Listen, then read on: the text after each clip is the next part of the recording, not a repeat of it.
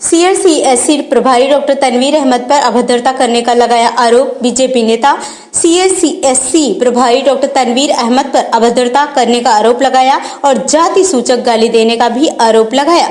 BJP नेताओं ने CMO से की कार्रवाई की मांग। जी हां, मनियर बलिया में जहां सीआरसीएससी प्रभारी पर अभद्रता करने और जाति सूचक गालियां देने का आरोप लगा है, सीआरसीएससी प्रभारी डॉक्टर तनवीर अहमद पर बीजेपी के दलित नेता के साथ बदसलूकी करने का आरोप लगा है।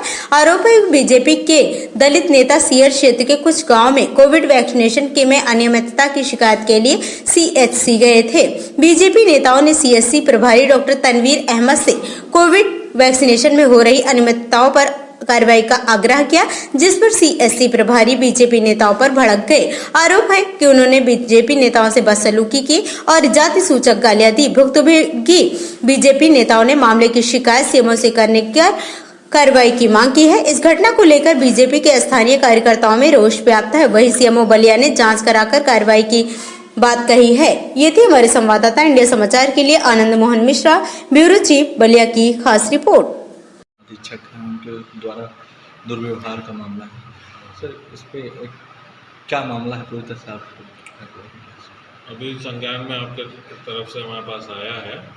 कोई पत्र अगर हमें मिलता है तो उसकी जांच करा के और जो भी कार्रवाई होगी वो की जाएगी।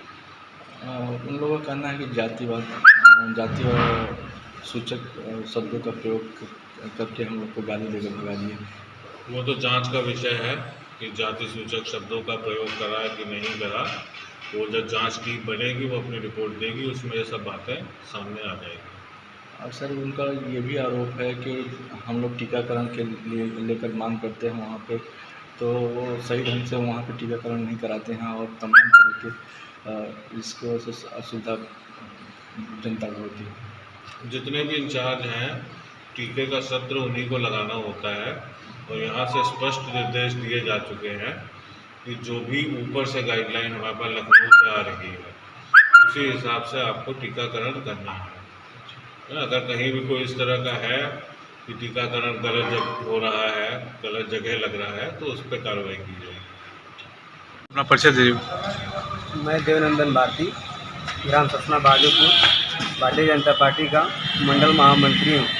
जी देवनंद जी, अभी आए हैं मुख्य चिकित्सा अधिकारी के, क्या मामला है पूरी तरह से बताइए। मैं अपने ग्राम सभा मझौआ में और शाहपुर तिथियाँ के लिए 23/8/2021 के दिन आवेदन पत्र डॉक्टर तनवीर अहमद को दिया।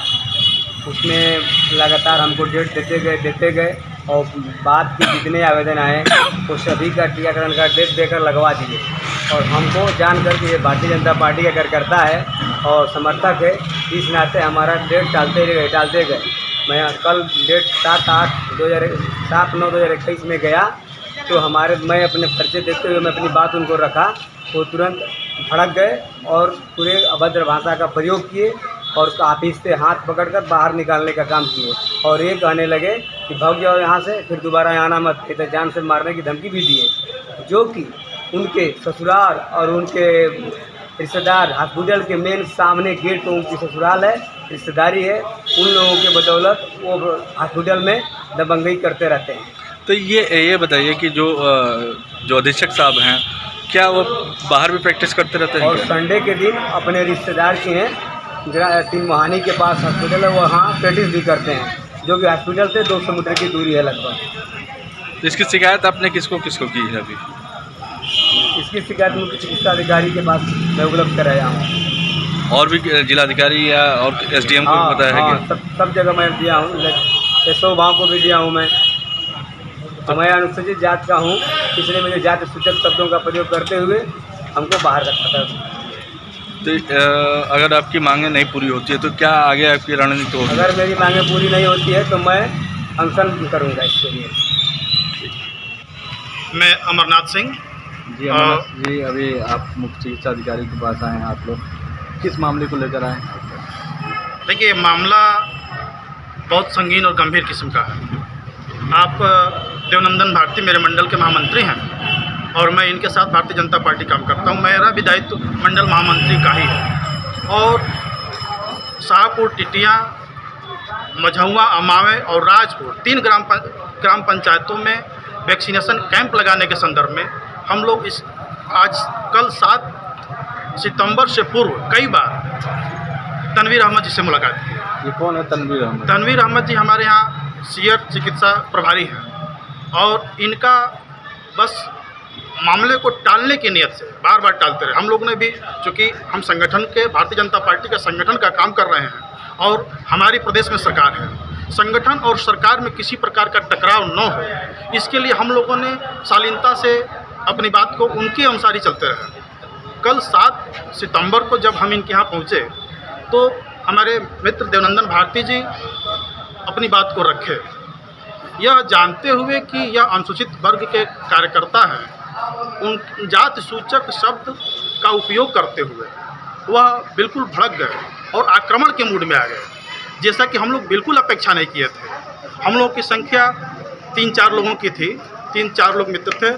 इतने में जब उनके आक्रोश को देखे तो उनके सहकर्मी उनके साथ आ गए और बिल्कुल आक्रमण के मूड में ये देवनंदन भारती जी को हाथ पकड़ के लोग धक्का देके बाहर करने लगे।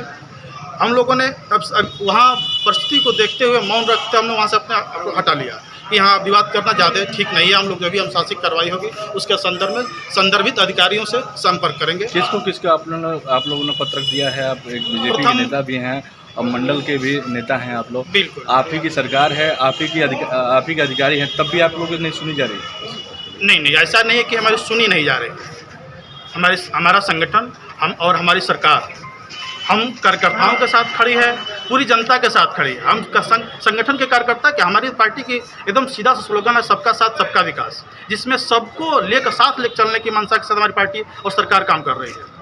हाँ, रहा सवाल कुछ इस टाइप गंदी सोच टाइप के जो पुराने घटिया सोच के अधिकारी कर्मचारी सरकार में बने हुए हैं, यह इनकी नियत अभी भी आज भी नहीं बदली है। पूर्व की सरकारों की बात पक्षपातपूर्ण कार्य करते हैं और उसी का दुष्परिणाम है कि वो जानते हुए कि भारतीय जनता पार्टी का कार्यकर्ता इसलिए और विलम्ब करते हैं, इनको टॉर्चर करते हैं ताकि इनकी साख समाज में गिरे। तो जिस तरह से 2022 का चुनाव करीब आ गया है, तो किस आधार पे आपकी पार्टी चुनाव लड़ पाएगी? इस तरह से आपके बीच के अधिकारी जो आप लोग के साथ दुर्व्यवहार कर रहे हैं, तो दूसरे लोगों के साथ कैसे व्यवहार करते हैं? ये बिल्कुल एक प्रश्न आपका जो है ये सार्थक है और प्रश्न विचारणीय है, लेकिन इनकी दवा हम सिस्टम से करेंगे, कानून के तरह से करेंगे। हमारी पार्टी बिल्कुल संवैधानिक तरीके से चलने वाली पार्टी है, लठ और उदंडता के हिसाब से नहीं चलने वाली है। जो भी हम शासन कार्रवाई होगी हम करेंगे और हमको अपने शासन पर कानून के राज पर पूरा विश्वास है। हम कानून के हिसाब से अपनी कार्रवाई को किसको पत्रक दिए हैं? पत्रक अभी तक हम स्थानीय लेवल पर अपने थानाध्यक्ष उभाव श्री ज्ञानेश्वर जी को दिया। अभी हमने अपने मुख्य चिकित्सा अधिकारी जी को अभी पत्रक दे दिया है। इस संदर्भ में अपने संगठन के जिलाध्यक्ष और अपने सांसद को भी